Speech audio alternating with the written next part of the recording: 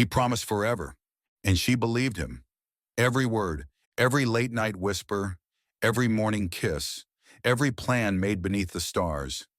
She believed because love, real love, doesn't lie. But one day, it did.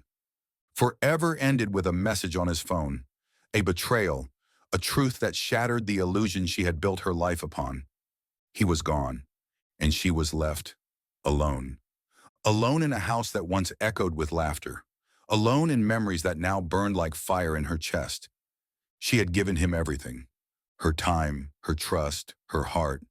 And now, she didn't know who she was without him. Nights felt longer. Silence heavier. Her pillow soaked in prayers. Or were they just cries? She asked God, "Why would you let this happen?" But the heavens were quiet. She waited for a sign, a miracle, a reason. None came. Only pain. Only the crushing weight of rejection and the fear that maybe she was unlovable after all. Friends said, "You'll move on." But she didn't want to move on. She wanted to rewind time, to unsee, to unfeel, to unlove. But the heart doesn't work that way, and grief doesn't take shortcuts. One evening, when the ache was too much to bear, she whispered one final prayer. "If love isn't real, if I'm not enough, then let me disappear." She wasn't looking for theology, or poetry, or another hollow Bible verse. She needed presence. She needed God to not be an idea, but real. And in that moment, he was, not with thunder, not with lightning, but in stillness, in the quiet, like a warm wind wrapping around her when the windows were closed. A whisper echoed in her soul. "I still choose you." It wasn't loud. It wasn't spectacular, but it was enough to bring her to tears. Not because she suddenly felt whole again, but because she realized she had never truly been alone. Even in the heartbreak, even in the betrayal, even when she thought God had turned his face, he was there, weeping with her, holding her when no one else could, choosing her, not because she was perfect, but because she was his. Days passed. She started to write again. Not about him, but about healing.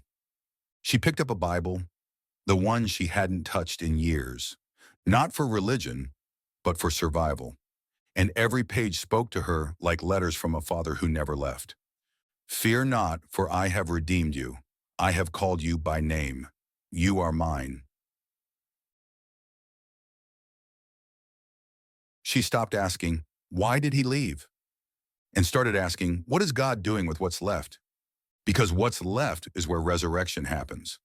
God never needed a whole heart to begin restoration, just a surrendered one, and hers was finally ready. She began to walk again, not with the same innocence, but with new strength. Her love wasn't broken.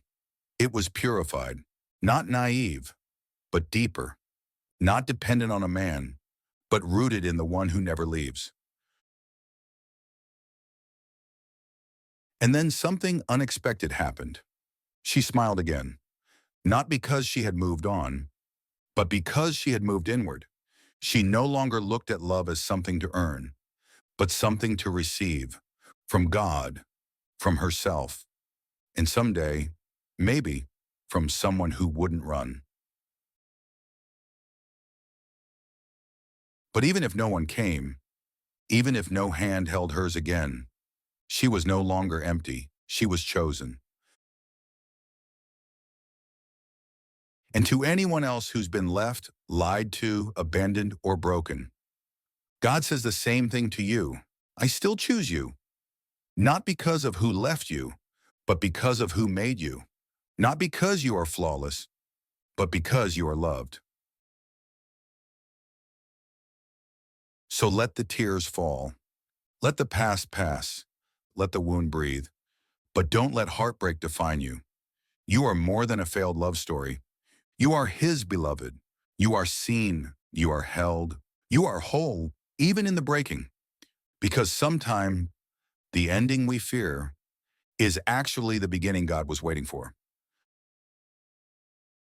And one day you will look back and thank him, not for the pain, but for the way he turned ashes into beauty, for the way he met you at your lowest and whispered the words that changed everything.